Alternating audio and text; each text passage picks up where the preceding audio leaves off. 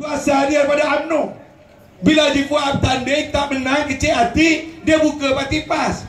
Bila dia buka parti PAS, dia kena cari alasan kenapa dia tu lebih baik daripada UMNO. Maka dia terpaksa reka benda.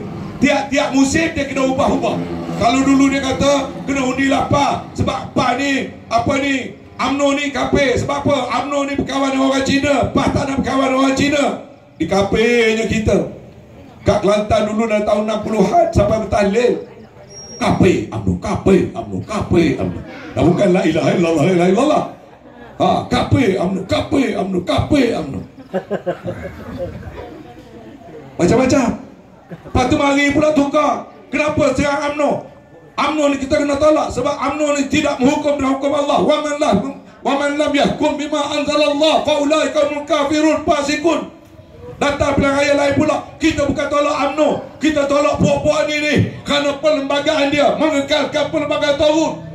Tukar lagi, habis satu pilihan raya, kita bukan tolak UMNO kerana apa? Kerana UMNO menolak hudud, maka memekah UMNO itu adalah haram. Tiap-tiap pilihan raya tukar sebab apa? Sebab dia tidak ori.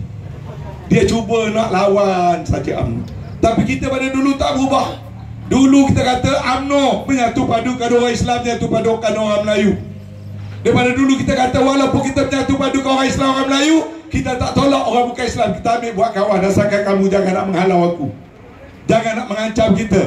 Maka seawal-awalnya pada dulu kita memang berkawan dengan orang bukan Islam. Sampai sekarang jangan kata kita ni UMNO resis. Tidak. Inilah parti yang pertama dalam bumi tanah air ini yang menerima kehadiran orang bukan Melayu, orang bukan Islam. Sebab kita tahu Islam dah ajar kita. Benci kepada kaum itu bukan sebahagian daripada kita.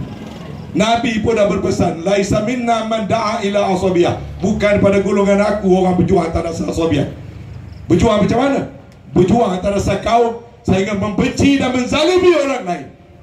Tetapi sakat jaga orang Melayu, jaga kepentingan orang Melayu, tapi kita tidak ada nak menzalimi kaum mana-mana. Malah kita boleh terima orang lain duduk sekali dengan kita. Itu adalah Nabi buat sejak zaman kerajaan Madinah lagi. Kita kekalkan sampai sekarang, tak berubah. Orang kafirkan kita tak berubah. Orang lari pada kita tak berubah.